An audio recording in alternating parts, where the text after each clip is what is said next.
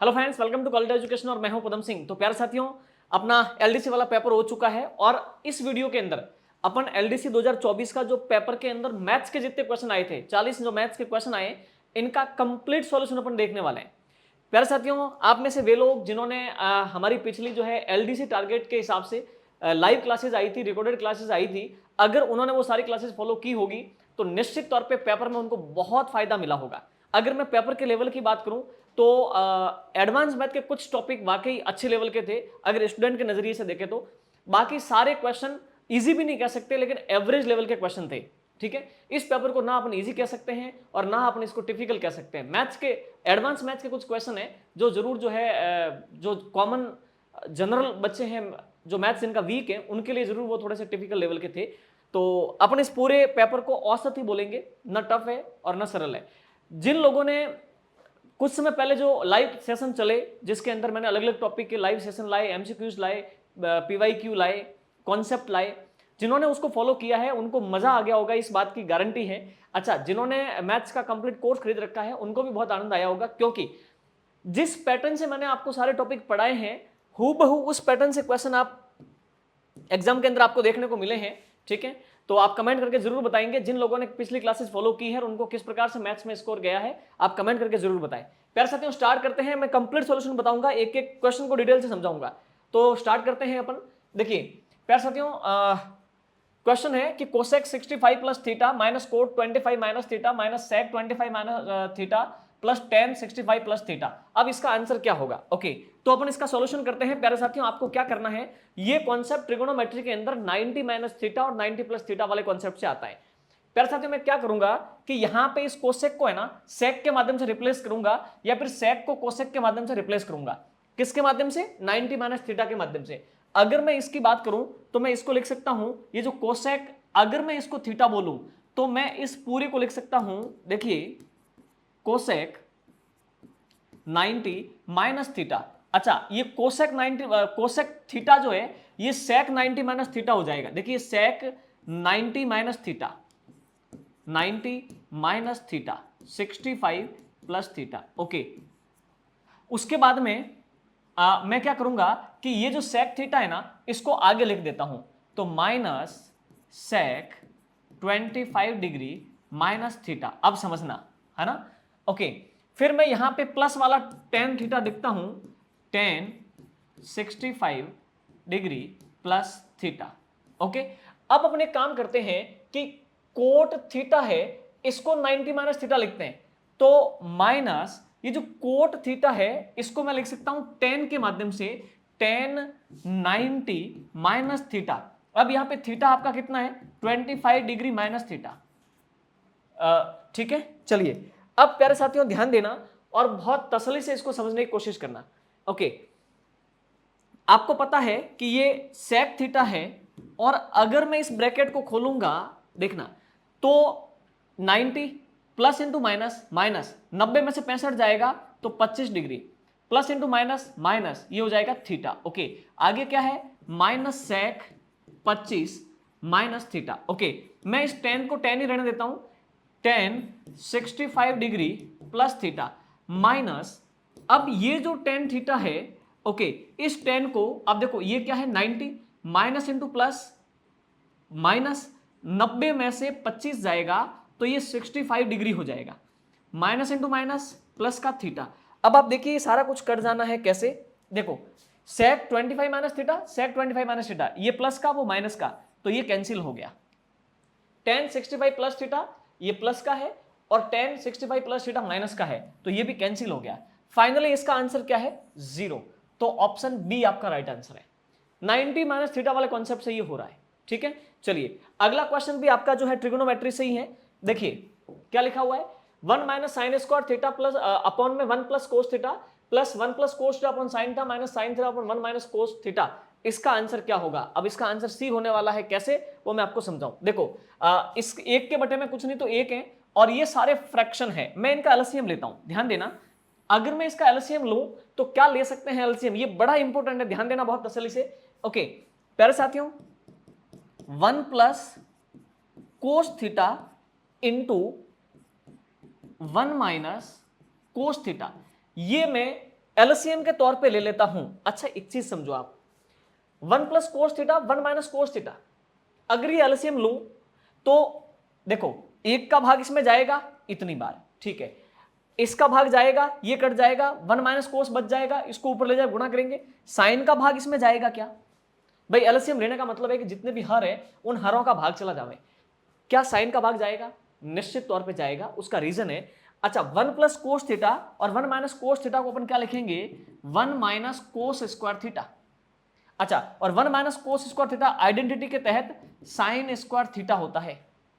तो प्यारे साथियों ये जो मैंने एलसीएम लिया है ये तो साइन स्क्वायर थीटा है, इस बात को आप समझें, क्या है साइन स्क्वायर थीटा, तब साइन का भाग भी जाएगा, साइन स्क्वायर थीटा अगर ये है साइन का भाग देंगे तो एक साइन बच जाएगा ऐसे, ओके 1 माइनस कोस का भाग देंगे 1 माइनस कोस कट जाएगा, 1 प्लस कोस बच जाएगा जो ऊपर जाके गुणा होगा, कैसे होगा क्या होगा वो अपन देखते हैं। ओके इस प्रकार से मैंने इनका एलसीएम ले लिया। अब देखना एक का मैं भाग दूंगा तो ये का ये रहेगा, अच्छा ये क्या है पूरा साइन स्क्वायर थीटा है, उसको ले जाके एक से गुणा करेंगे तो ये हो जाएगा साइन स्क्वायर थीटा, ये माइनस है, सुनना 1 प्लस कोस कट जाएगा, 1 माइनस कोस बच जाएगा जो साइन स्क्वायर से गुणा होगा, तो साइन स्क्वायर थीटा से जाकर के 1 माइनस कोस थीटा गुणा होगा, ओके फिर क्या आ गया प्लस, अच्छा ये पूरा क्या है, ये है साइन स्क्वायर, साइन का भाग जाएगा, साइन कट जाएगा, एक साइन बच जाएगा, वो साइन जाकर के उससे गुणा होगा तो sine theta 1 plus cos theta, समझना आप है ना बात को, ठीक। अच्छा उसके बाद में आगे क्या है माइनस, ओके 1 माइनस कोस का भाग देंगे ये कट जाएगा, 1 प्लस कोस बच जाएगा, 1 प्लस कोस जाकर के साइन से गुणा होगा तो साइन थीटा से जाके कौन गुणा होगा, 1 प्लस कोस थीटा, ओके प्यारे साथियों अब आगे देखें आप ध्यान देवें, ओके हाँ ये आप जो है एक काम करो, इन दोनों में से कॉमन आ सकता है साइन स्क्वायर, उसको कॉमन ले लो या फिर अभी फिलहाल रहने दो, मैं पूरा आपको समझाने वाला हूं कि ये सॉल्व कैसे होगा, ओके 1 माइनस कोस थीटा, एक काम करते हैं प्लस का साइन इंटू एक sine theta, okay plus into plus plus sine into cos, sine theta into cos theta, sine theta into cos theta, अच्छा minus into plus minus sine theta into एक तो हो जाएगा sine theta, minus into plus minus sine into cos हो जाएगा sine theta into cos theta, yes सुनो वो minus का हो गया।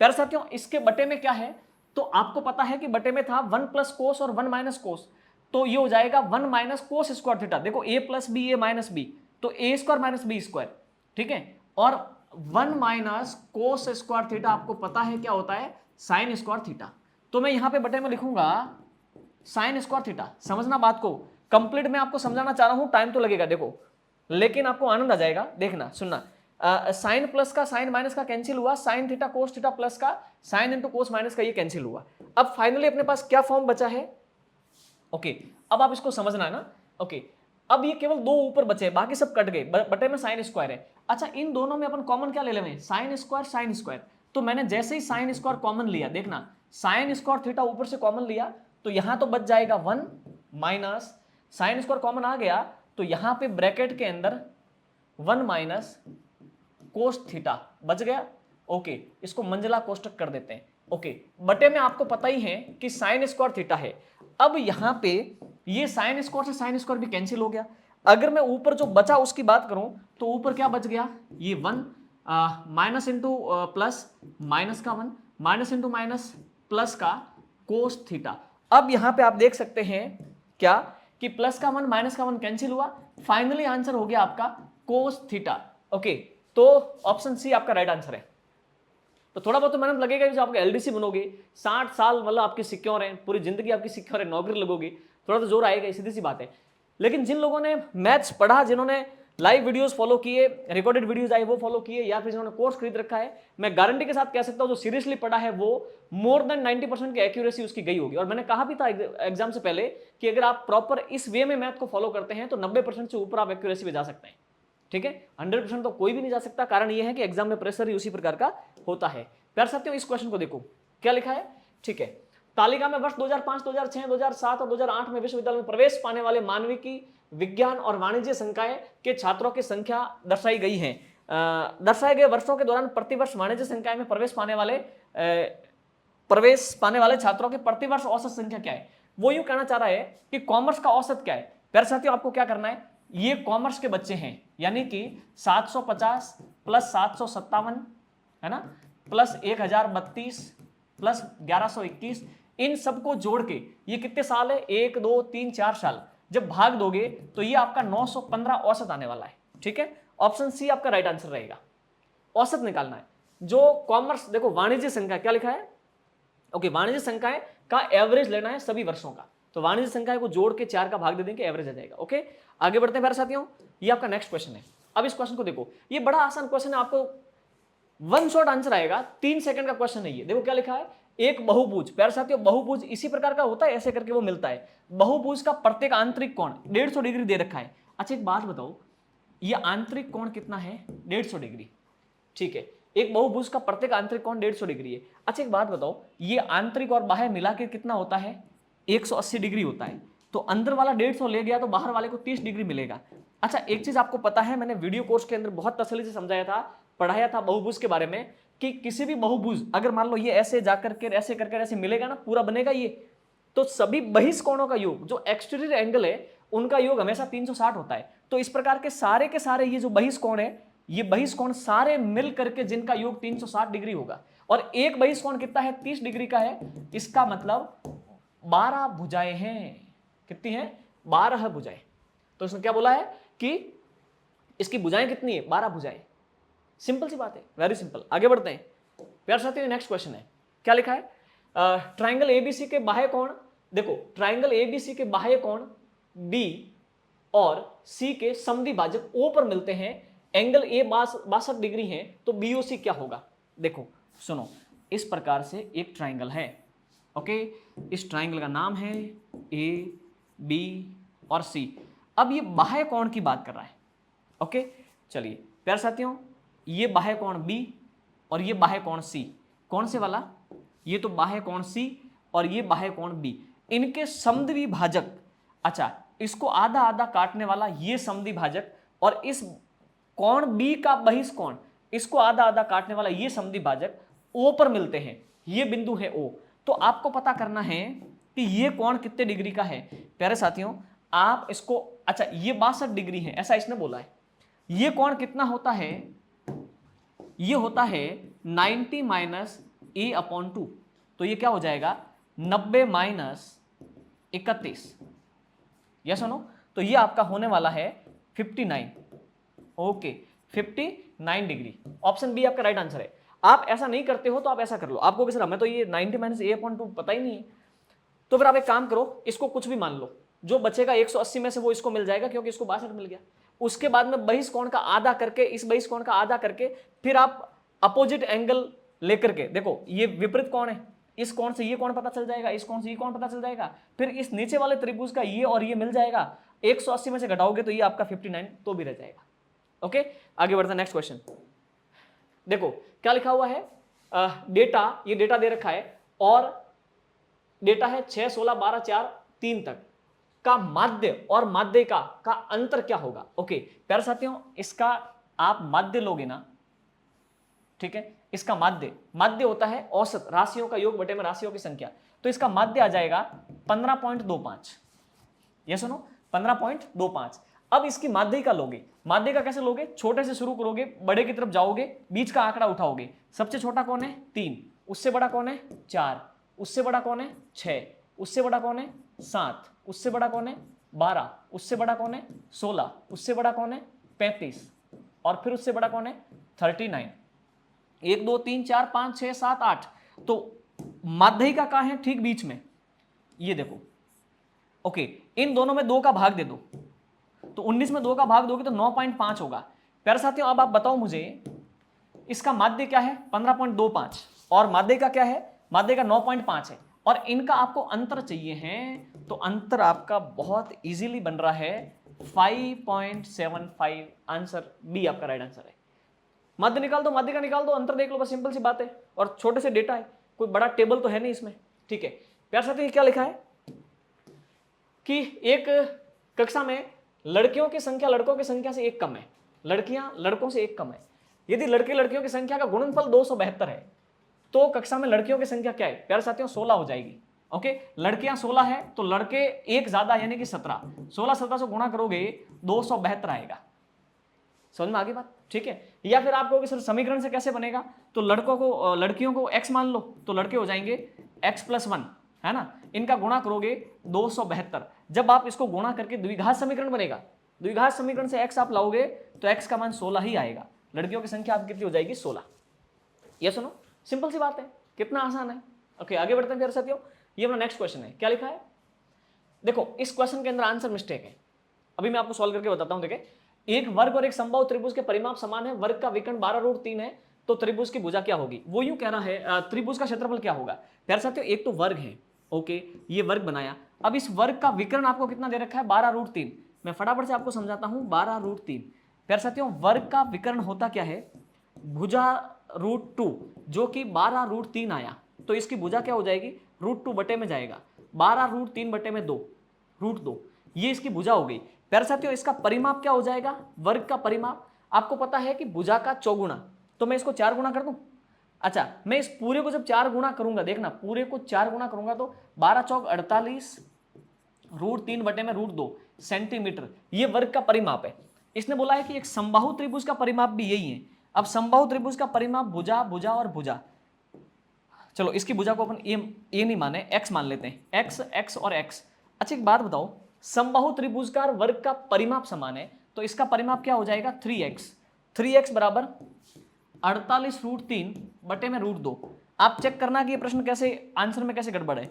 3 से कट गया ये 16 बार, तो ये हो गया 16√3 बटे में √2। ये तो हो गई समबाहु त्रिभुज की भुजा।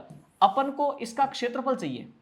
क्या चाहिए? क्षेत्रफल। अच्छा एक बात बताओ, समबाहु त्रिभुज का क्षेत्रफल का फॉर्मूला मैंने आपको बहुत बेहतरीन तरीके से समझाया था, √3 बटे में 4 इंटू भुजा का स्क्वायर। भुजा क्या है? 16√3 बटे में 2 इंटू 16√3 बटे में 2। अब देखना 4 से कट गया ये कितनी बार? 4 बार। ओके, 2 दूनी 4 से ये कट गया 2 बार, √3 इंटू √3 3, 3 दूनी 6, 6 इंटू 16√3, 16 संग 96, 96√3, ओके, सेंटीमीटर स्क्वायर। तो इसका आंसर है 96√3 सेंटीमीटर स्क्वायर। न तो ऑप्शन ए में है, न बी में है, न सी में है, न डी में है, तो इसका आंसर तो भाई अलग ही है, इनमें है ही नहीं। इस प्रश्न के ऑप्शन में ही आंसर नहीं है, 96.3, तो ये प्रश्न गड़बड़ है, मतलब इसके आंसर है ही नहीं। ठीक है, चलिए आगे बढ़ते प्यारे साथियों। अब इसके बारे में देखें क्या निर्णय होता है, तो क्वेश्चन डिलीट होगा। ठीक है, तो इस प्रकार से ये अपना नेक्स्ट क्वेश्चन है, जो क्या लिखा है।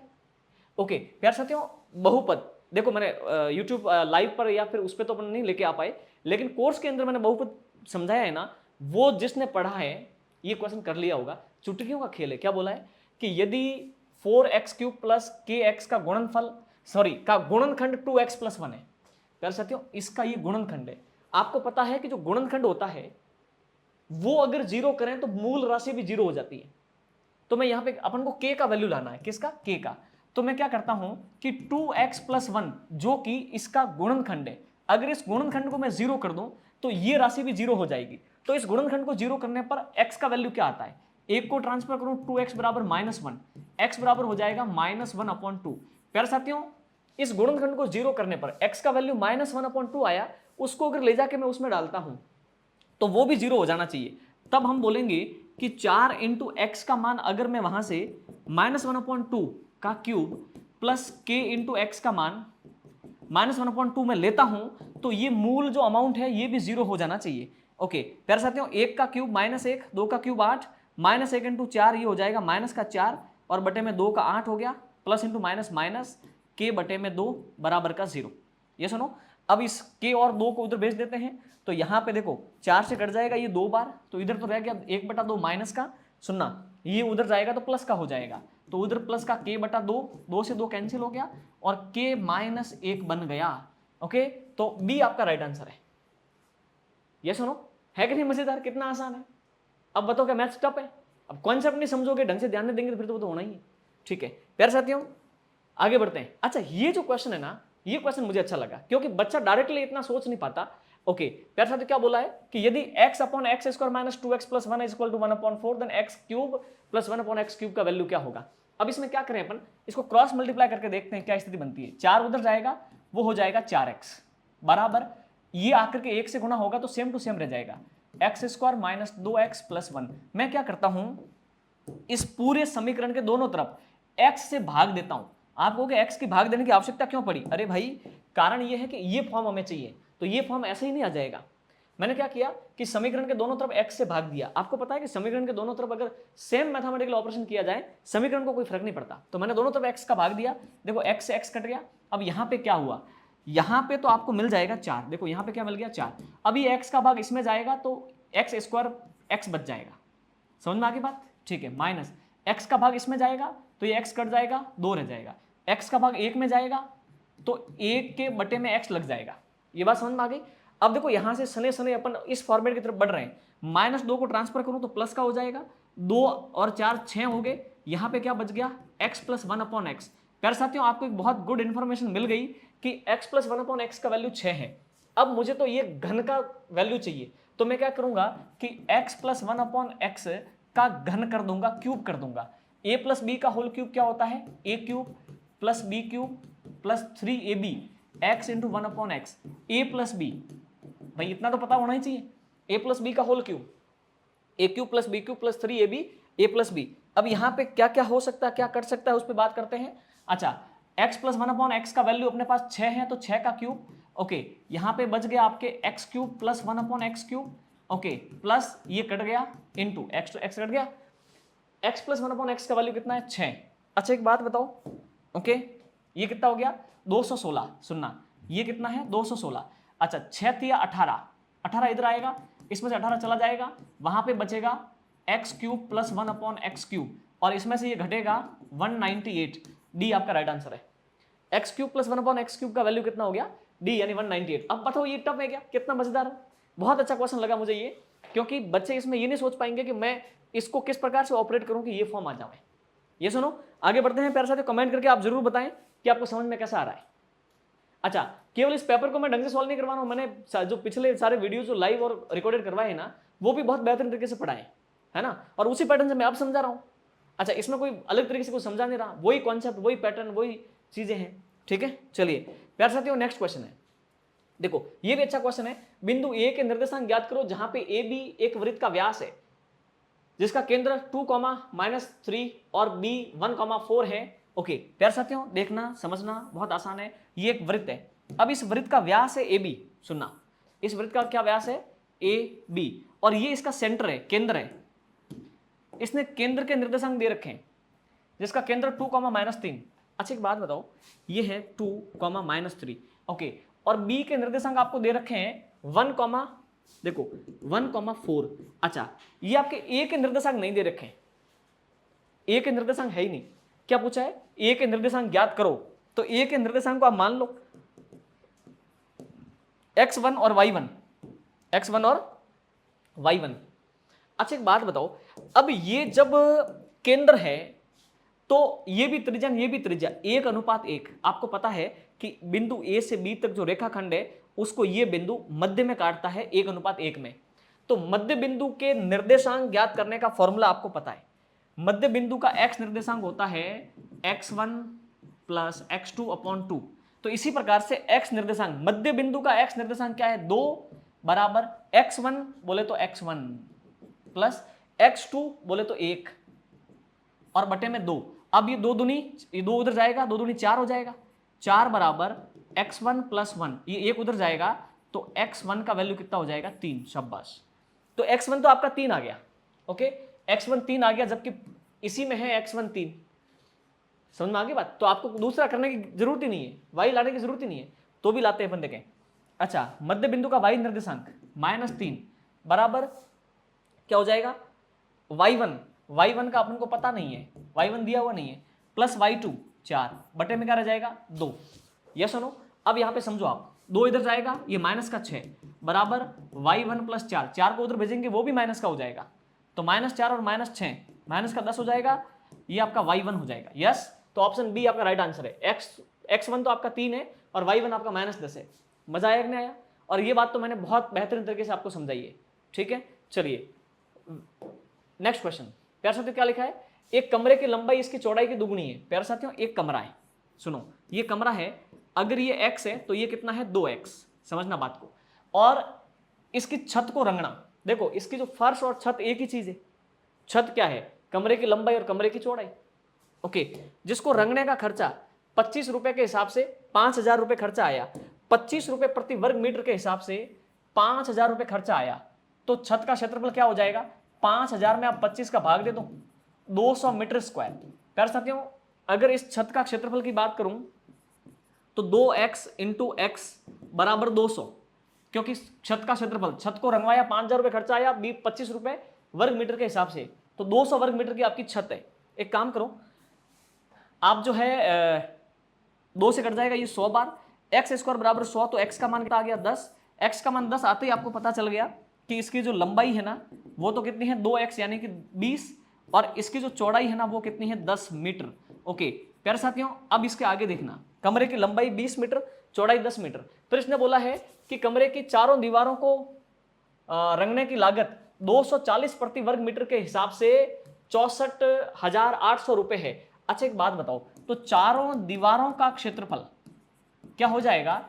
64,800 में 240 का भाग दे दो, इससे ये कट गया, ठीक है, 4 से कट गया ये 6 बार, 4 से कट गया ये, ठीक है, भाग दे दो, 4 4 और 16 और 2, ठीक है, और 0, 6 से कट जाएगा, 6 दूनी 12, 4 7 संग 42, 0। ओके प्यारे साथियों, तो इस प्रकार से चारों दीवारों को रंगवाने का खर्चा है 64,800 रुपए, और 1 वर्ग मीटर दीवार रंगी जाती है 240 रुपए में, इसका मतलब 270 मीटर स्क्वायर। सुनना, 270 वर्ग मीटर चारों दीवारों का क्षेत्रफल है। अच्छा, चारों दीवारों के क्षेत्रफल का फॉर्मूला आपको पता है, चारों दीवारों का क्षेत्रफल होता है 2 इंटू ऊंचाई, दीवार की ऊंचाई इंटू लंबाई प्लस चौड़ाई, 20 प्लस 10 बराबर 270। देखो कमरे की 4 दीवारी का क्षेत्रफल होता है 2 इंटू ऊंचाई लंबाई प्लस चौड़ाई, ठीक है। तो इस प्रकार से अब यहां पे 20 और 10 30, 30 से ये कट जाएगा 0 और 9 बार, 2 से कट जाएगा ये 4.5 बार। प्यारे साथियों, हाइट जो है ना वो 4.5 मीटर आ गया। कितना आ गया? 4.5। ये सुनो, बस ये आपका ए राइट आंसर है ना? मजेदार, फिर कितना आसान है। ठीक, आगे बढ़ते हैं। नेक्स्ट, ये अपना नेक्स्ट क्वेश्चन है। देखो ये बड़ा मस्त क्वेश्चन है, ध्यान देना है ना। जमीन से 300 मीटर ऊंचाई पर उड़ने वाले एक हवाई जहाज उसी क्षण ऊर्ध्वाधर से दूसरे विमान के ऊपर से गुजरता है। जब जमीन पर एक ही बिंदु से दोनों विमानों का उन्नयन कोण 60 डिग्री और 45 डिग्री हो जाता है, तो जमीन से निचले विमान की ऊंचाई कितनी है? प्यारे साथियों, ये तो है धरती, है ना। एक विमान यहां पे उड़ रहा है, सुनना आप, और दूसरा विमान उड़ रहा है यहां पे, ठीक है। और आपने यहां से देखा ये धरती, आपने यहां से देखा इस विमान को, और यहां से देखा इस विमान को, और जो ऊपर वाला विमान है ना, ओके प्यारे साथियों, इसने बोला कि ऊपर वाला जो विमान है ना वो 300 मीटर ऊंचा है। ओके, ये 300 मीटर ऊंचा है, लेकिन एक बात और बोली कि इस बिंदु से कोण देखें तो ऊपर वाले विमान का तो कोण है 60 डिग्री, ठीक है, और जो नीचे वाला विमान जो ऊर्ध्वाधर यानी ठीक ऊपर वाले के नीचे उड़ रहा है वो, उसका कोण है 45 डिग्री। तो ये बताओ कि ये जो विमान है ना, ये विमान कितना ऊंचाई पर उड़ रहा है? एक काम करते हैं, ट्राइंगल का नाम दे दो फटाफट से। क्या नाम देवें? ए, बी, सी और डी। प्यारे साथियों, सबसे पहले अपन ट्राइंगल ए बी सी पर काम करते हैं। देखो ए बी सी पर, प्यारे साथियों, अपने पास लंब है कितना? 300 डिग्री, थीटा है, आधार लाना है, अभी लाते हैं। देखो आप यहां पे tan 60 डिग्री, देखो tan 60 डिग्री बराबर लंब कितना है? 300 बटे में आधार क्या है? ए बी, तो ए बी का मान आ जाएगा, tan 60 का मान कितना होता है?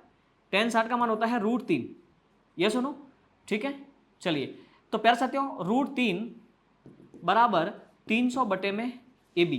अच्छा, ए बी आ जाएगा इधर, ए बी बराबर √3 से ये कट जाएगा 100 √3 बार, तो ए बी आपका 100 √3 आ गया। प्यारे साथियों, ए बी कितना आ गया? 100 √3। अच्छा, यहां पे एक चीज समझो, ये थीटा कितना? 45 डिग्री।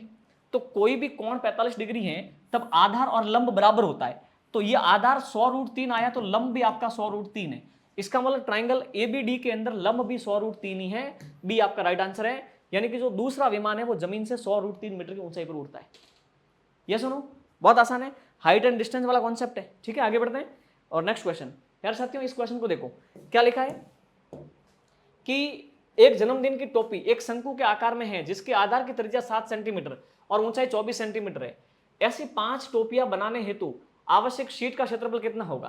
प्यार साथियों वो यूं कह रहा है कि एक ऐसे टोपी है, बर्थडे वाली टोपी नहीं होती ऐसी, ठीक है। अब इसके आधार की त्रिज्या कितनी दे रखी है 7 सेंटीमीटर और इसकी ऊंचाई कितनी है, तो ऊंचाई आपको दे रखी है 24 सेंटीमीटर। अब यहां पे आप समझें प्यार साथियों, आधार इसका 7 है, ऊंचाई आपकी 24 है, तो ये समकोण त्रिभुज से आप कर्ण लाओगे तो वो आपका आ जाएगा 25 सेंटीमीटर, है ना। अब आपको इसका क्या करना है, ऐसी ऐसी 5 टोपियां है, ऐसी ऐसी ऐसी ऐसी ऐसी कितनी है 5 टोपी है। ओके, तो इस टोपी को बनाने के लिए कितनी शीट की आवश्यकता है। अच्छा, इस टोपी को बनाने में शीट कहां लगेगी, ये शीट है, इसका मतलब इस शंकु का वक्र पृष्ठ, और शंकु का वक्र पृष्ठ क्या होता है पाई आर एल। देखो शंकु का केवल वक्र पृष्ठ पे ही तो शीट लगी है, पेंदे में थोड़ी लगी है, तो वक्र पृष्ठ होता है पाई आर एल, पाई आर एल, एल यानी तेरी ऊंचाई 25। ये तो एक टोपी है और ऐसी ऐसी 5 टोपियों का वक्र पृष्ठ चाहिए, तो इसको आप गुणा करोगे, इससे ये कट गया, इसको इससे गुणा करोगे, 5 से गुणा करोगे, ये 2750 आपका आंसर आएगा। ये सुनो, ठीक है, इसको गुणा करके देख लेना, ठीक है। ओके, इस प्रकार की बात है, तो टोटल 5 टोपी के लिए 2750 सीट चाहिए, सेंटीमीटर स्क्वायर सीट चाहिए, ठीक है। और ये क्वेश्चन देखो, ये भी 90 माइनस थीटा वाला कॉन्सेप्ट है, ठीक है। अच्छा एक बात बताओ, ऊपर क्या है साइन 19, मैं नीचे वाले को कोस 60 को, कोस का पूरक कौन होता है साइन, सुनना साइन, और 61 डिग्री का पूरक कौन होता है 29, तो इसको भी ये लिख सकता हूं। ओके प्यारे साथियों, इसके बाद में देखना यहां पे आप इसको देखो, है ना, तो इसका तो वैल्यू 1 हो गया। अब यहां पे tan 11 और tan 79, मैं एक काम करता हूं tan 79 को कोट में बदलता हूं, तो tan का पूरक है कोट और 79 का पूरक क्या रहेगा 11। ये बात समझ में आ गई। tan 31 और tan 59, 31 और 59 का योग भी कितना होता है 90, तो मैं tan 59 को लिख देता हूं कोट 31, तो चलेगा ना, बिल्कुल चलेगा। प्यारे साथियों अब यहां पे एक चीज समझो, आप देखना है ना, उसको भी बाद में लेते हैं।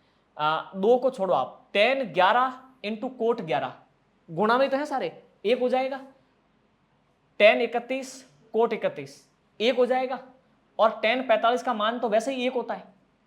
अभी मैं आपको समझाऊं जो समझना, देखो साइन 29 से साइन 29 कितनी बार कट गया, 1 बार, प्लस ये क्या है 2 इंटू, देखो tan 11 कोट 11 का गुणा 1, tan 30 इंटू कोट 30 का 1, tan 45 का 1 माइनस 3।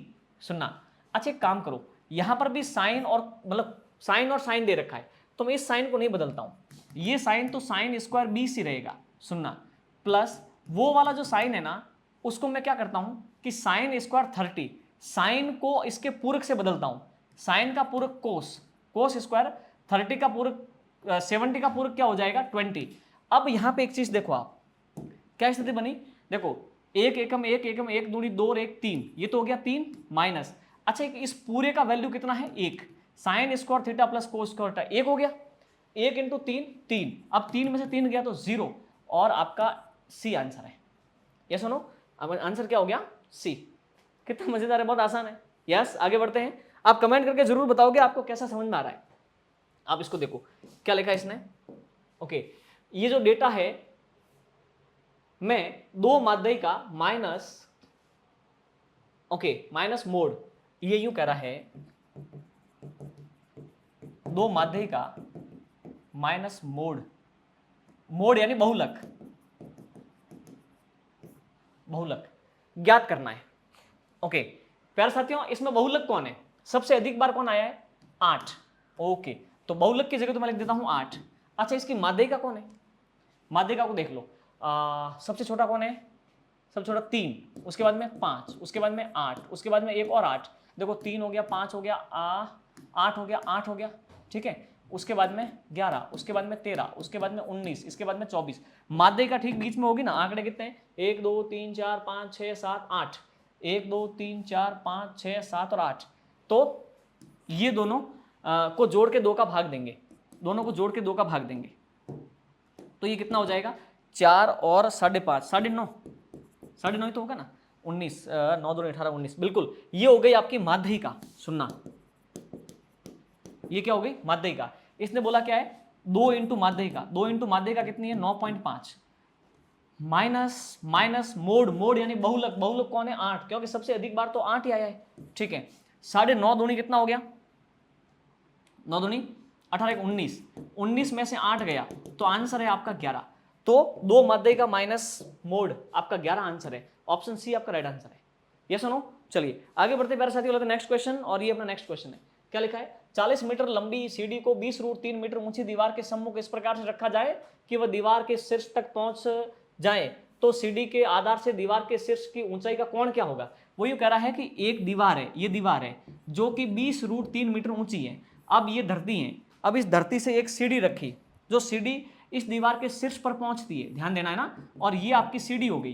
प्यारे साथियों जो सीढ़ी है ना वो आपकी 40 मीटर ऊंची है। प्यारे साथियों ये एक समकोण है, अगर इस समकोण के अंदर आपको ये कोण बताना है, ये थीटा आपको बताना है। प्यारे साथियों ये अगर थीटा है तो ये लंब है और ये कर्ण है, आपको लंब दे रखा है, कर्ण दे रखा है, तो लंब और कर्ण किस में आते हैं, साइन में।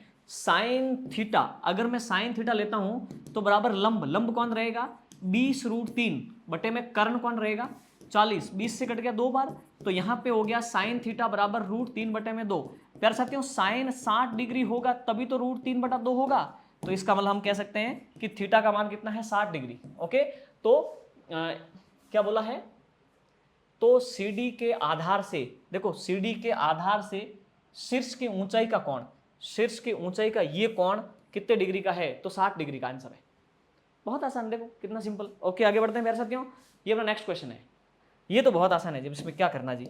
देखो ये डायरेक्ट ब्रैकेट के अंदर है, 8 में से 5 गया तो 3 भाग, ओके इसको देखो 4 में से 2 गया तो 2 प्लस, इसको सॉल्व करो, 13 दूनी 26, 26 और ठीक है 13 दूनी 26, 26 और 8 34 बटे में 13। ओके ये कौन है 3 भाग 13 दूनी 26, 26 34 60, 60 बटे में 13, मैं इसको गुणा कर लेता हूँ, 3 इंटू 13 ऊपर जाएगा, गुणा करने के कारण 60 नीचे आ गया, 3 से कट गया ये 20 बार, तो ये हो गया आपका 13 बटा 20, कौन है ऑप्शन सी आपका राइट आंसर है कि नहीं। ठीक है चलिए आगे बढ़ते हैं प्यारे साथियों, और ये अपना नेक्स्ट क्वेश्चन है, क्या बोल रहा है, 100 मीटर ऊंचे एक टावर के शीर्ष से एक व्यक्ति एक कार को टावर की तरफ आते हुए देखता है, जिसका अवनमन कोण 30 डिग्री है, कुछ समय बाद 60 डिग्री हो जाता है, इस दौरान कार ने कितनी दूरी तय की है। बड़ा मजेदार क्वेश्चन है, मैं यहाँ पर डायग्राम बनाता हूँ। देखो ये एक टावर है, इस टावर के ऊपर व्यक्ति बैठा है, व्यक्ति ने देखा कि एक कार आ रही है, क्या आ रही है कार, ओके, और कोण कितना है, अवनमन कोण 30 डिग्री है, अवनमन और उन्नयन दोनों बराबर होते हैं। प्यारे साथियों ये कोण आपको पता चला कि 30 डिग्री का है, सुनना 30 डिग्री का है। थोड़ी देर बाद क्या हुआ कि ये कार थोड़ी आगे आई, तो ये कार यहाँ पे आ गई, सुनना ये कार यहाँ पे आ गई, यहाँ आई तो पता चला कि ये कोण कितने डिग्री का हो गया 60 डिग्री का। बड़ा मजेदार क्वेश्चन है, और आपको ये भी पता है कि टावर 100 मीटर ऊंचा है, इसने बोला ना 100 मीटर ऊंचा है, तो ये बताओ कि कार कितनी आगे बढ़ी, कार कितनी खिसकी, तो वो अपन को पता करना है। बड़ा गजब क्वेश्चन है ना, अभी मैं जो समझाऊं उस तरीके से समझना आप। ए बी सी डी, अब यहाँ पे आपको 2 ट्राइंगल दिख रहे हैं, सबसे पहले मैं क्या करता हूँ, okay triangle A B D पर बात करते हैं प्यारे साथियों, ट्राइंगल ए बी डी से, okay triangle A B D से, है ना। यहाँ पे अगर देखो ये थीटा कितना है 30 डिग्री, लंब है अपने पास, आधार लाना है, लंब और आधार किस में आते हैं tan के अंदर, तो मैं यहाँ पे लिखूंगा tan 30 डिग्री बराबर लंब कितना है 100 बटे में आधार कौन है बी डी, जिसका मान पता नहीं, tan 30 का मान कितना होता है 1/√3 बराबर 100 बटे में बी डी। प्यारे साथियों बी डी उधर आ जाएगा और √3 जाकर के 100√3 इसको बना देगा, तो अपन को पता चला कि बी से लगा के डी तक 100√3 है। इसी प्रकार से दूसरा ट्राइंगल ए बी सी से, अच्छा ट्राइंगल ए बी सी के अंदर लंब दे रखा है, आधार लाना है, तो मैं यहाँ पे tan 60 डिग्री लिखूंगा, tan 60 डिग्री बराबर लंब कितना है 100 बटे में आधार क्या है बी सी। ओके आपको पता है कि tan 60 का मान कितना होता है √3 बराबर 100 बटे में बी सी, अगर मैं बी सी को इधर लेके आऊं तो बी सी बराबर हो जाएगा 100 बटे में √3। प्यारे साथियों अब यहाँ पे एक चीज समझो, आपको पता करना है कि कार कितनी आगे खिसकी, बी से लगा के डी तक, बी से लगा के डी तक जो दूरी है उसमें से बी से लगा के सी तक घटा लो, पता चल जाएगा कार कितनी आगे आई है।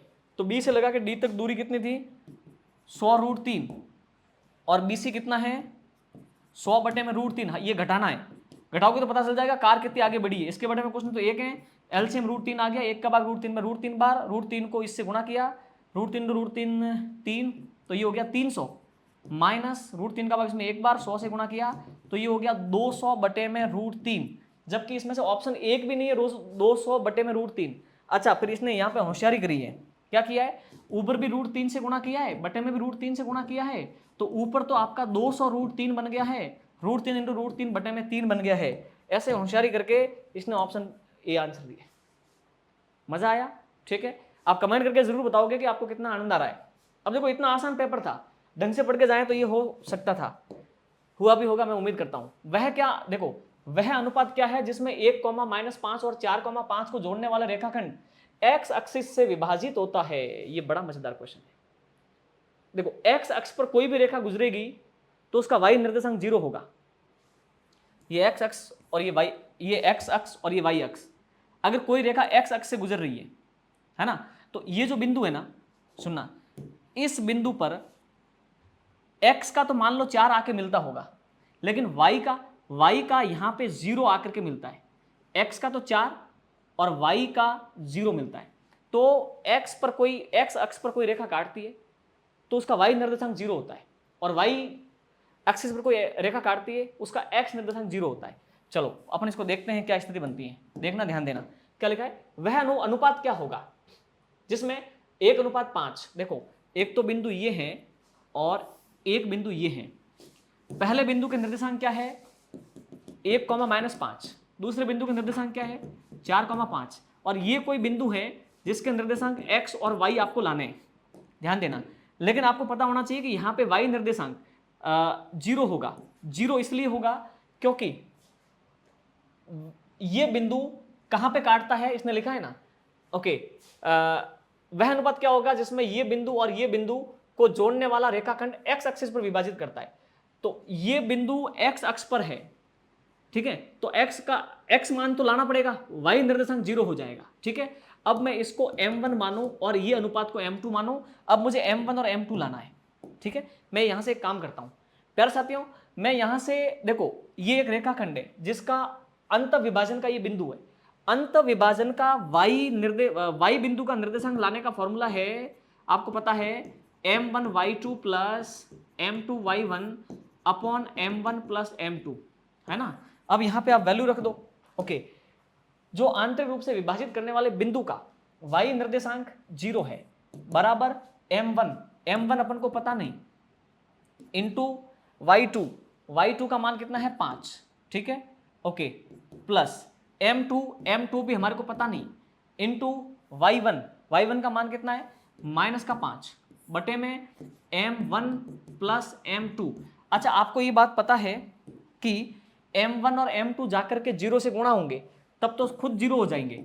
फिर यहाँ पे फाइनल क्या बचेगा, m1 5 प्लस नहीं, minus into plus minus m2 5 को मैं उधर भेज देता हूँ, तो यहाँ पे ये माइनस का है ना, उधर प्लस का हो जाएगा, तो ये m2 5 प्लस का हो गया, इधर m1 5 बच गया। ओके, मैं क्या करता हूँ, m1 के बटे में m2 को ट्रांसफर करता हूँ, तो 5 के बटे में 5 लग जाएगा, तो 1 के बटे में 1 हो गया, यानी कि m1 और m2 का अनुपात 1:1 हो गया। ऑप्शन सी आपका राइट आंसर है। बहुत मजेदार, यस और नो। चलिए आगे बढ़ते हैं प्यारे साथियों, और ये अपना नेक्स्ट क्वेश्चन है। क्या बोल रहा भाई, ये 100 मीटर लंबी और 80 मीटर चौड़ी एक आयताकार बगीचे के बाहर की तरफ 2.5 मीटर चौड़ा मार्ग बनाना है, 120 रुपए प्रति वर्ग मीटर के हिसाब से, उसको पक्का करवाने का खर्चा कितना आएगा। अरे चुटकियों वाला खेल है जी, ये कोई क्वेश्चन ही नहीं है जी। ऐसा क्वेश्चन तो ये बोनस के अंक मानो आप। 100 मीटर और 80 मीटर का बगीचा है ना, इसके चारों तरफ आपको क्या करना है, 2.5 मीटर का रास्ता बनाना है। अच्छा, एक और आयत बन गया। अच्छा, ये कितना 2.5, ये चौड़ाई कितनी 2.5, तो बाहर वाले आयत की लंबाई कितनी है 105, ये चौड़ाई कितनी 80, और ये 2.5 और ये 2.5, बाहर वाली कितनी हो गई 85, कितनी हो गई 85। अब आपको क्या करना है, रास्ते का क्षेत्रफल, देखो इधर रास्ते का आपको क्षेत्रफल लाना है ना, तो बाहर वाला आयत 105 × 85 माइनस अंदर वाला आयत 100 × 80, ये जो भी आएगा, सुनो, ये बाहर वाले आयत का क्षेत्रफल माइनस अंदर वाले आयत का क्षेत्रफल, इससे ये रास्ता आ जाएगा। अब इस रास्ते को अपन क्या करेंगे, 120 से गुणा करेंगे। ये देखो लिख रखा है ना, 120 रुपए प्रति वर्ग मीटर के हिसाब से कितना खर्चा लगेगा, तो ये तो रास्ते का क्षेत्रफल हो गया इंटू 120, तो ये आपका आंसर आ जाएगा 111,000। ये आपका आंसर है। इतना खर्चा आएगा रास्ता बनाने का। पहले रास्ते का क्षेत्रफल लाएंगे इंटू उसके खर्चे से उसको गुणा कर लेंगे। ओके प्यारे साथियों, ये अपना अगला क्वेश्चन है। क्या बोल रहा है?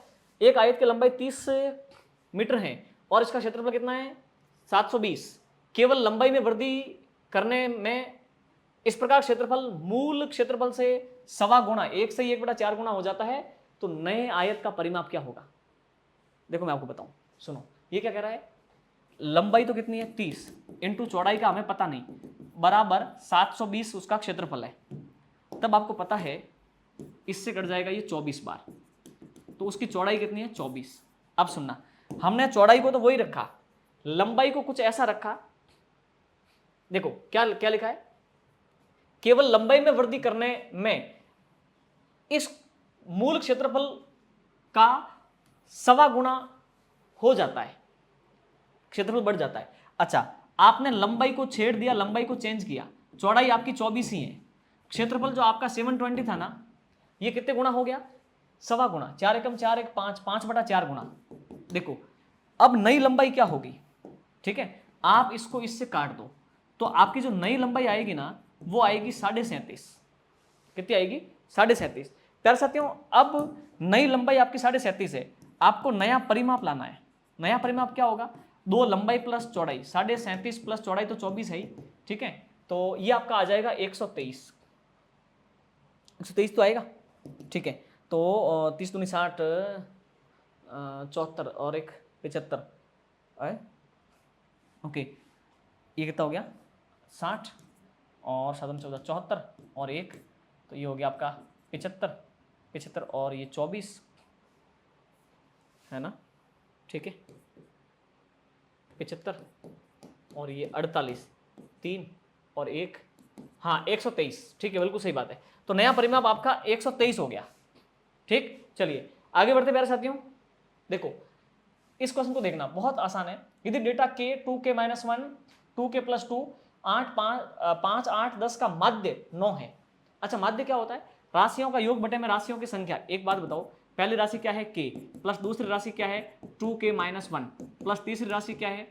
3k + 2 प्लस 5 प्लस 8 प्लस 10 और बटे में राशियों का योग बटे में राशियों की संख्या 6 बराबर कितना हो गया? 9। अब एक बात बताओ, 6 को उधर ट्रांसफर करूंगा तो 9 छंग कितना हो जाएगा? 54। देखो 9 × 6 कितना हो गया? 54। प्यारे साथियों, 54 में से कितना घटेगा? देखो 10 और 8 18 और 5 23।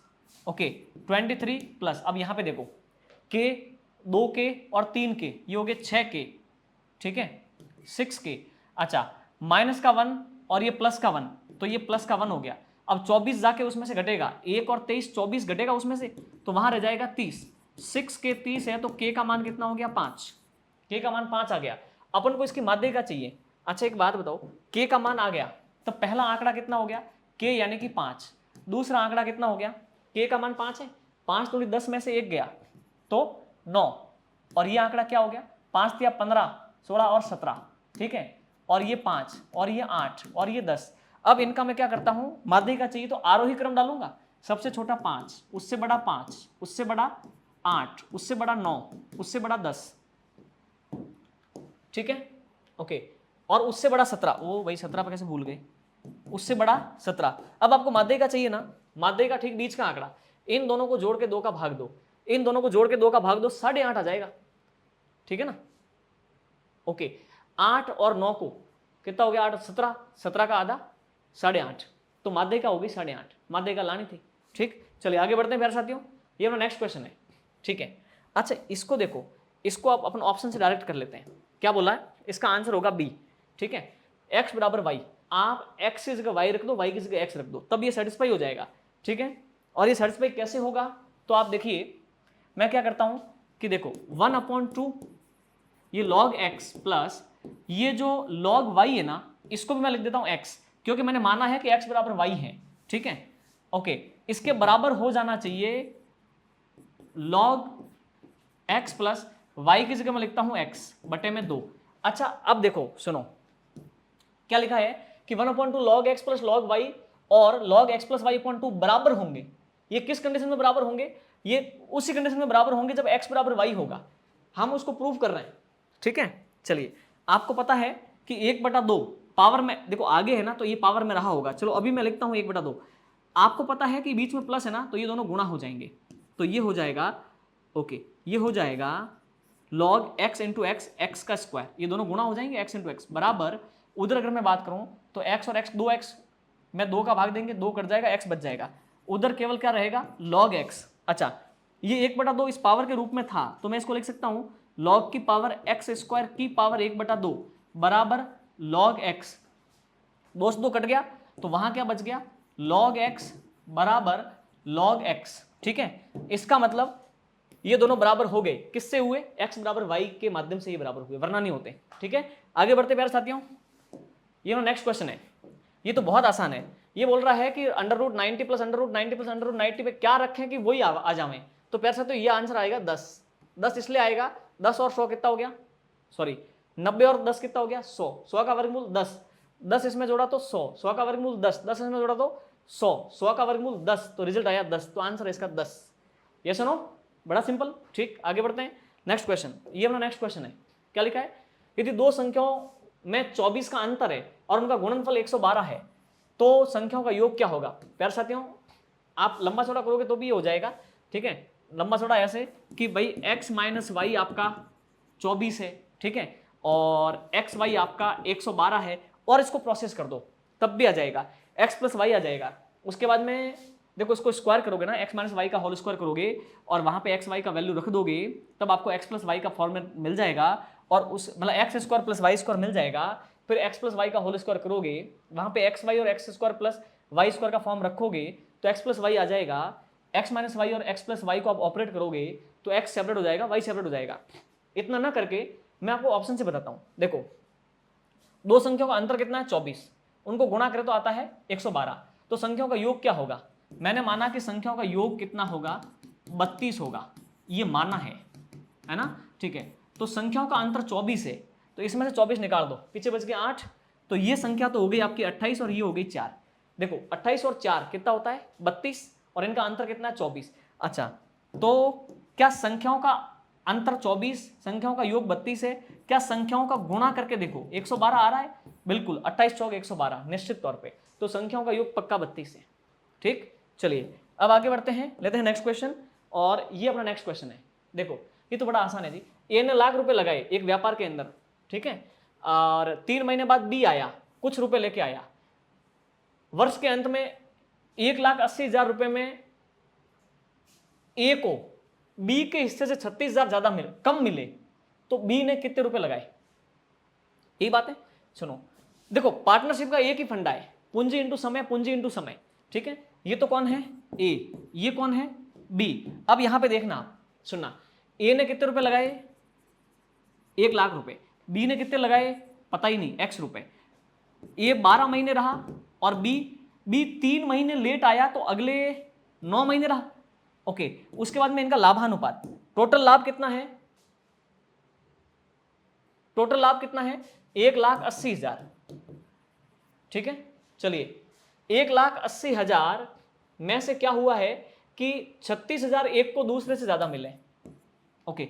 अब 36,000 का बंटवारा करो आप, ठीक है, तो एक को तो मिल जाएंगे 72,000, एक को 1,08,000, एक को तो 1,08,000, एक को 72,000। देखो ये तो मिले ए को, ये मिले बी को, ए को लाभ के रूप में बी के हिस्से से 36,000 कम मिले, नहीं, इसको तो मिले हैं 72,000 और इसको मिले हैं 1,08,000, 1,08,000, ठीक है। इनका अंतर कितना हो गया 36। देखो तो ए को बी से 36,000 कम मिले, दोनों का योग 1,80,000 हो रहा है। पूंजी इंटू समय, पूंजी इंटू समय लाभानुपात है, और ए का लाभ कितना है 72,000 और बी का लाभ कितना है 1,08,000, ठीक। अब अपन इसको काट पीट लेते हैं, है ना, ठीक है। चलो 1 लाख इंटू 12 बटे में 9x बराबर 72,000 बटे में 1,08,000। अब इसको काटो आप, ठीक है। देखो 000 से 000, 12 छंग 72 और ठीक है इससे कितनी बार कट जाएगा, 12 नम 108, 6 से कट गया ये 2 बार, 2 इंटू, ठीक है, ओके, ये 1000, ठीक है, ये 2000 बार, ठीक है, 2000 इंटू 100, 2 लाख, एक्स का मान 2 लाख आ गया। इसका मतलब उसने कितने रुपए लगाए थे, 2 लाख रुपए लगाए थे। समझ में आ गई बात, बड़ी सिंपल बात है। चलिए प्यारे साथियों, आगे लेते हैं नेक्स्ट क्वेश्चन, और ये अपना नेक्स्ट क्वेश्चन देखो क्या लिखा है। एबीसी ने एक साझेदारी करी 7/2, 4/3, 6/5 के अनुपात में निवेश किया। 4 माह के बाद में ए ने अपनी हिस्सेदारी को 50% एक्स्ट्रा कर दिया, ठीक है। तो वर्ष के अंत में कुल 2,16,000 रुपए के लाभ में ये बताना है कि बी का हिस्सा कितना है। देखो ए है, बी है, सी है। मैं आपको फटाफट से मोटा मोटा बताता हूँ। इसने कितने रुपए लगाए, 7/2, इसने कितने लगाए, 4/3, इसने कितने लगाए, 6/5। देखो पूंजी का अनुपात है ये। लाभानुपात कैसे आएगा, पूंजी इंटू समय, पूंजी इंटू समय। अब इसमें हुआ यूं है कि बी तो पूरे 12 महीने रहा है, सी भी पूरे 12 महीने ये पूंजी रखी, लेकिन ए के साथ गड़बड़ है। ए ने 4 महीने तो ये पूंजी रखी, उसके बाद में अपनी पूंजी को बढ़ा दिया 50%। ओके प्यारे साथियों, देखना ये पूंजी उसकी 4 महीने रही, 4 महीने बाद ये जो 7/2 पूंजी है ना, इसको 50% बढ़ा दिया। अच्छा, इसका 50% यानी कि 7/2 को 150% कर दिया, और वो अगले 8 महीने रहा। ओके, ये हो गया पूंजी इंटू समय, पूंजी इंटू समय। ओके, 2 से कट गया ये 2 बार, तो ये 7 दूनी 14, ठीक है। अब देखना आप, ये 50 से कट गया 2 बार, 50 से कट गया 3 बार, और 2 दूनी 4 से कट गया ये 2 बार, 7 संग 42। ओके, ये हो गया 56। इनको जोड़ोगे ना, 42, 14, 56, इससे कट गया ये 4 बार, 416, ठीक है। और 5 से ये कट जाएगा आपका 14.4, ये तो होगा ना। 12 संग 72 में 5 का भाग दोगे, ठीक है, 5 एकम 5, पीछे बच के 2, 5 चौक 20, पीछे बच के 2, हाँ बिल्कुल 14.4। प्यारे साथियों आप इनको जोड़ो, देखो ये इनका लाभानुपात हो गया, आप इसको जोड़ो, टोटल लाभ कितना है, तो ये हो गया आपका 56, और ये 60, और ये 70, और ये 80, और 86.4, 86.4 यूनिट्स टोटल लाभ है। देखो देखो यही आ रहा है क्या, 4 उसमें जोड़ा, ठीक है, तो ये हो गया 60 और 10, हाँ ठीक है, ओके, 4 इसमें जोड़ा तो 60, 60 10 70, 70 80, 80 86.4 बिल्कुल। और ये टोटल लाभ है जो कि आपका 2,16,000 रुपये है। ये तो आपके लिए क्या मिल गया, सुराग, ठीक है। अब आपको बी का हिस्सा लाना है ना, यानी 16 इकाई है, तो आप क्या करोगे, 2,16,000 में दिया 86.4 का भाग, और गुणा कर दिया बी का लाभ कितना है 16 से, ये आपका 4,000 रुपये आएगा। आप कैलकुलेट करना, ठीक है, आंसर आपका हो जाएगा 4,000। ये सुनो, बड़ा आसान है। आगे बढ़ते हैं, लेते हैं नेक्स्ट क्वेश्चन, और ये अपना नेक्स्ट क्वेश्चन है। देखो क्या लिखा है, विपुल टूर पर गया, उसके पास अपने खर्चे के लिए 360 रुपये थे। यदि वे अपने टूर को 4 दिन आगे बढ़ाता ना, या फिर 4 दिन आगे निकल जाता टूर में, तो फिर उसको हर दिन 3 रुपये कम खर्च करने पड़ते। तो विपुल कितने दिन टूर पर गया था। कर सकते हो, इसका आंसर होगा 20। डायरेक्ट ऑप्शन से कर लो, वो 20 दिन के लिए टूर पर गया। एक बात बताओ, 360 रुपये बजट बना के 20 दिन पर टूर पे गया है, इसका मतलब 18 रुपये का खर्चा कर रहा है दिल्ली। कर रहा है कि नहीं कर रहा, ठीक है। अब प्यारे साथियों वो क्या कह रहा है, ठीक है, अगर वो 4 दिन, सुनना, 4 दिन टूर को बढ़ा दें तो हर दिन 3 रुपये कम खर्च करने पड़ेंगे। अच्छा, 360 रुपये वो लेके गया है, 4 दिन टूर को बढ़ा दें, 20 दिन का अपने टूर माना, 4 दिन बढ़ाएगा तो हो जाएगा 24, 24 का भाग दो इसमें, ये कट जाएगा आपका 15 बार। बिल्कुल, देखो 12 तिया 36, और 12 दूनी 24, 2 से कट गया 15 बार, तो उसको डेली 15 रुपये खर्च करने को मिलेंगे, है ना। एक तो 360 रुपये 20 दिन खर्च करके 18 रुपये खर्च होते हैं, एक 360 रुपये 24 दिन खर्च करके 15 रुपये होते हैं। अब बताओ उसको 3 रुपये कम करने पड़े कि नहीं पड़े, बिल्कुल। तो वो 20 दिन के टूर पर गया है। ऑप्शन सी आपका राइट आंसर है। ये सुनो, आगे बढ़ते हैं मेरे साथियों, लेते हैं नेक्स्ट क्वेश्चन है। ये अपना नेक्स्ट क्वेश्चन है, देखो ये बड़ा आसान है जी। क्या बोला इसने, ये बोल रहा है कि तालिका में वर्ष 2005, 6, 7, 8 विद्यालय में प्रवेश पाने वाले मानविकी, साइंस और वाणिज्य यानी कॉमर्स छात्रों को दर्शाया गया है। 5, 6, 7, 8 के अंदर ये तो ह्यूमैनिटी यानी कि मानविकी के अंदर, ये साइंस यानी विज्ञान के अंदर, और ये कॉमर्स के अंदर बच्चे आए। इसमें क्या बोला है, 2005-6 के मानविकी संकाय में प्रवेश लेने वाले, देखो 2005 प्लस 2006 के मानविकी में प्रवेश लेने वाले, 2005-6 के अंदर मानविकी के अंदर कितना प्रवेश लिया है, ह्यूमैनिटी के अंदर 2005 के अंदर 970, और 2006 के अंदर जो है 812, ठीक है। इसी प्रकार से क्या बोला है, 2007 और 2008 के अंदर विज्ञान के अंदर, तो ये 2007 और ये 2008 के अंदर विज्ञान के अंदर, तो विज्ञान यानी साइंस 2007 और 2008 के अंदर ये 1134 प्लस ये 810 है ना, इनको जोड़ दो, इनका अनुपात आपको लाना है जी, बड़ी सिंपल बात है। 0.2 और ये 8 17 1782 अनुपात, ठीक है।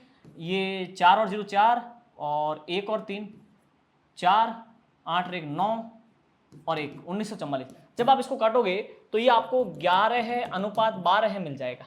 ऑप्शन ए आपका राइट आंसर है। यस सुनो, ठीक है। चलिए आगे बढ़ते प्यारे साथियों, नेक्स्ट क्वेश्चन लेते हैं। ये अपना नेक्स्ट क्वेश्चन है, बड़ा आसान क्वेश्चन, देखना क्या लिखा है। नीचे दिए गए पाई चार्ट के अंदर ए बी सी डी ई एक पुस्तक के प्रकाशन में क्रमशः कागज, मुद्रण, विविध कार्य, बाइंडिंग और रॉयल्टी के लागत को का प्रतिनिधित्व करते हैं। इस पाई चार्ट के अंदर जो परसेंटेज दे रखे हैं, जो ए है ना वो बताता है कि उस पुस्तक के कागज का जो खर्चा आया वो ए बताता है, और छपाई का खर्चा आया वो बी बताता है। सी का मतलब है विविध कार्य, ठीक है। ये वाली बात है। क्या लिखा है, 185 रुपए प्रति पुस्तक की लागत से 10,000 पुस्तकें छपवाई। एक बात बताओ, 10,000 पुस्तकें और हर पुस्तक के 185 रुपए, तो 1 लाख कितना हो गया,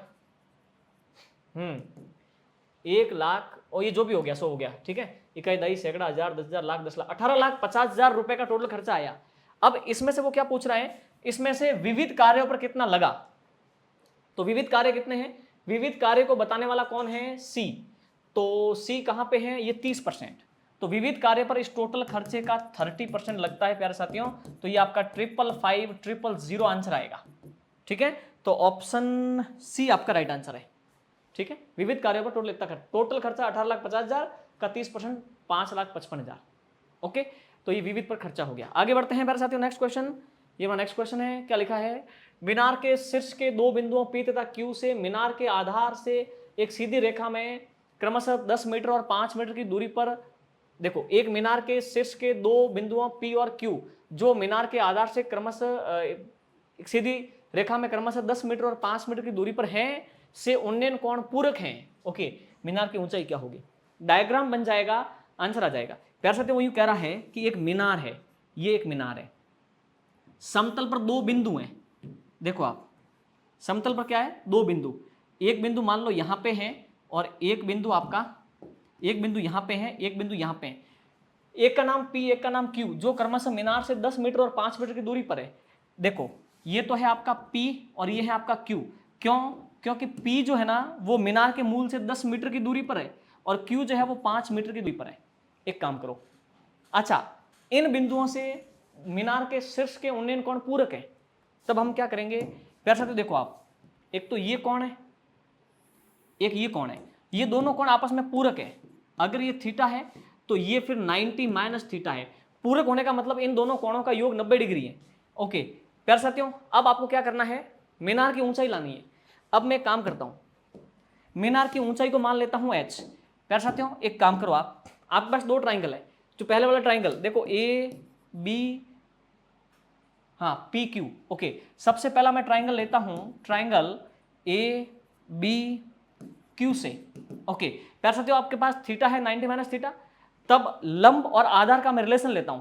आधार आपको पता है 5 मीटर है यहां से यहां तक, लंब का पता नहीं है, तो मैं यहां पे लूंगा 10 90 माइनस थीटा। ओके बराबर लंब कितना है h बटे में आधार कितना है 5।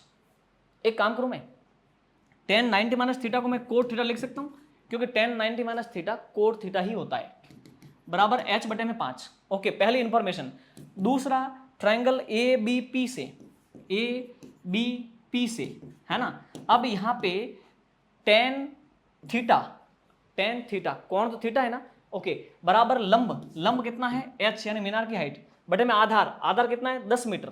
ओके प्यारे साथियों, ये किसका वैल्यू है, कोट का, ये किसका वैल्यू है 10 का। अच्छा मैं इस 10 को उल्टा कर दूं तो ये कोट थीटा हो जाएगा, ये 10 बटा h हो जाएगा, है ना। अच्छा अब यहां पे एक चीज समझो, ये भी कोट का वैल्यू है और अब ये भी कोट का वैल्यू है, दोनों बराबर होंगे कि नहीं होंगे। तो इसका मतलब कोट का वैल्यू h बटा 5 बराबर कोट का वैल्यू 10 बटा h बराबर है, ये सुनो h उधर गया, h स्क्वायर बराबर 5 उधर गया, 50 हो गया। प्यारे साथियों दोनों तरफ वर्गमूल करेंगे तो h का वर्गमूल h निकल गया, 50 को मैं 25 दूनी लिख दूं, 25 का वर्गमूल 5√2 मीटर, है ना। तो 5√2, ये ऑप्शन ए आपका राइट आंसर है कि नहीं, आसान मजेदार है।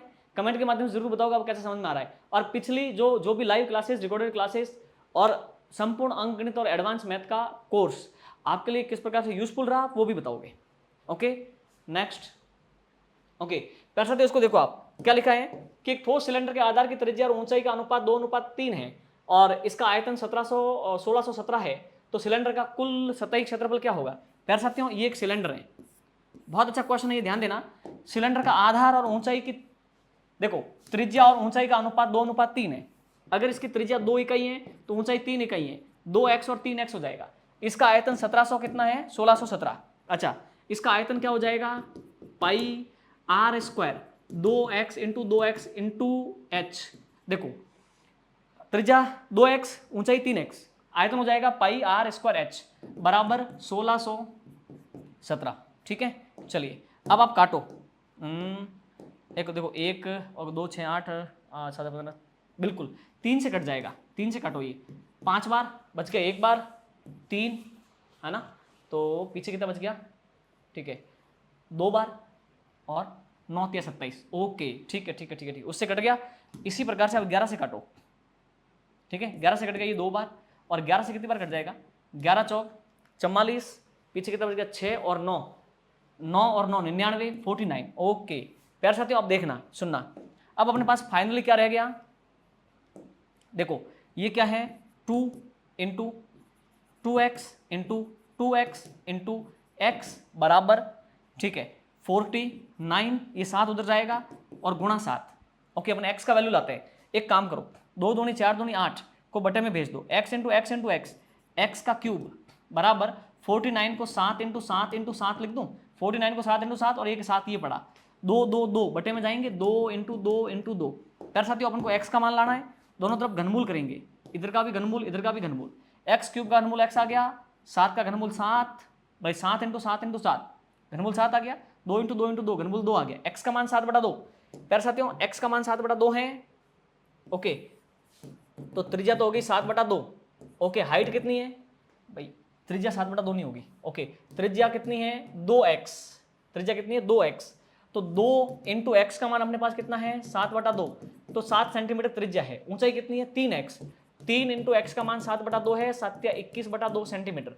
अपन को इसका संपूर्ण पृष्ठ क्षेत्रफल लाना है, क्या लिखा है, इसका कुल सतही क्षेत्रफल, तो संपूर्ण पृष्ठ, देखिए संपूर्ण पृष्ठ का क्षेत्रफल है 2 pi r h plus r. Okay, 2 into pi का मान 22/7 इंटू रेडियस कितनी है 7 इंटू एच प्लस आर, तो हाइट तो कितना है 21/2 प्लस रेडियस कितनी है 7, 7 7 कट गया, ये आ गया 44 इंटू, अच्छा 2 इंटू 7 14, 14 और 21 35, 35 बटे में 2, 2 से कट गया ये 22 बार। ओके, 22 इंटू 35 करोगे ना तो आपका 770 जाएगा। ओके, तो उसका कुल सतही क्षेत्रफल 770 हो गया। ये सुनो, आगे बढ़ते हैं प्यारे साथियों, लेते हैं नेक्स्ट क्वेश्चन। ये नेक्स्ट क्वेश्चन है, देखो 384 सेंटीमीटर सतही क्षेत्रफल वाले बड़े घन को पिघला के छोटे छोटे घनों में ढाला जाता है, जिसका प्रत्येक का सतही क्षेत्रफल कितना है 96।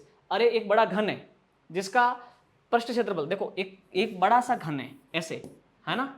ओके, इस बड़े घन को पिघला के छोटे छोटे घनों में ऐसे ढाला जाता है, ऐसे कितने घन बनेंगे। अच्छा, बड़े घन का सतही क्षेत्रफल 384 है, बड़े घन का भुजा को मैं मान लेता हूं a, ठीक है। अच्छा, सतही क्षेत्रफल क्या होगा, इसका पृष्ठीय क्षेत्रफल हो जाएगा 6 इंटू भुजा स्क्वायर, जो कि आपको दे रखा है 384, है ना। 6 से काट दो, 6 छंग 36, ओके पीछे बच गया 2, 6 चौक 24, एक्स ए स्क्वायर का मान 64 है, तो ए का मान कितना हो गया 8 सेंटीमीटर। प्यारे साथियों बड़े घन की भुजा हो गई 8, क्योंकि उसका पृष्ठ क्षेत्रफल दे रखा था तो उसकी भुजा लाना कोई बड़ी बात नहीं। अच्छा, इसकी भुजा को मान लो x, ठीक है। इसका सतही क्षेत्रफल कितना दे रखा है 96, तो 6 इंटू भुजा का स्क्वायर बराबर 96, इससे कट गई ये 16 बार, एक्स स्क्वायर 16 है तो x का मान कितना आ गया 4 सेंटीमीटर। प्यारे साथियों अब आपके पास बड़ा घन है ना, उसकी भुजा है 8, उसको पिघला के छोटे घन बनाओगे, छोटे घन की भुजा है 4, आपको क्या लाना है छोटे घनों की संख्या। मैं यहाँ पे लिखता हूं छोटे घनों की संख्या। अच्छा एक बात बताओ, बड़े घन के आयतन में एक छोटे घन के आयतन का भाग दे दो। बड़े घन का आयतन है 8 इंटू 8 इंटू 8 बटे में एक छोटे घन का आयतन है 4 इंटू 4 इंटू 4, तो इससे कट गया 2 बार, इससे कट गया 2 बार, इससे कट गया 2 बार, 2 दूनी 4 दूनी 8 छोटे घन बन जाएंगे। ऑप्शन डी आपका राइट आंसर है। ये सुनो, आगे बढ़ते हैं नेक्स्ट क्वेश्चन। ये अपना नेक्स्ट क्वेश्चन है प्यार साथियों, बड़ा मजेदार क्वेश्चन, देखो सही आप, क्या शानदार क्वेश्चन है। ओके अच्छा, क्या लिखा हुआ है, लॉग प्यार साथियों 27 log to the base 9 of the 27, log to the base 9 of the 27। अब मैं इसको कैसे करूं, तो मैं 9 को लिख दूं 3 का स्क्वायर, 27 को लिख दूं 3 की power 3 plus log to the base 8 of 32, इसको आधार 2 में ले लूं। ओके 8 को लिख दूं 2 की पावर 3 और 32 को लिख दूं 2 की पावर 5, 2 दूनी 4 दूनी 8 दूनी 16 दूनी 32, बिल्कुल सही बात है। आपको पता है कि ये 3 तो जाएगा आगे, तो ऊपर जाएगा, और ये जो आधार का स्क्वायर लगेगा बटे में। ओके मैंने आपको समझाया था log to the base 3 of 3 plus, अच्छा अगर मैं इसकी बात करूं तो ये 5 तो जाएगा आगे ऊपर, और आधार का जो क्यूब है ना वो लगेगा बटे के अंदर। अच्छा log to the base 2 of 2।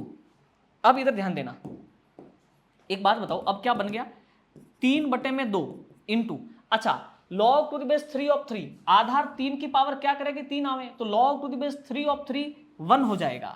ये सुनो, ये है आपका 5 बटा 3, देखो 5 बटे में 3। अच्छा log to the base 2 of 2, आधार मतलब 2 पर क्या घात लगावे कि 2 आवे। ओके तो ये हो जाएगा आपका 1। तो फाइनल क्या हो गया, 3 बटे में 2 प्लस 5 बटे में 3, एलसीएम आ गया 6, 2 का भाग 6 में 3 बार 3 तिया 9 प्लस 3 का भाग 2 बार, 5 दूनी 10, तो ये आपका 19 बटे में 6 आंसर है, 19 बटा 6, ऑप्शन सी आपका राइट आंसर है। ये सुनो, चलिए आगे बढ़ते हैं प्यारे साथियों, लेते हैं नेक्स्ट क्वेश्चन, और ये अपना नेक्स्ट क्वेश्चन है, ठीक है।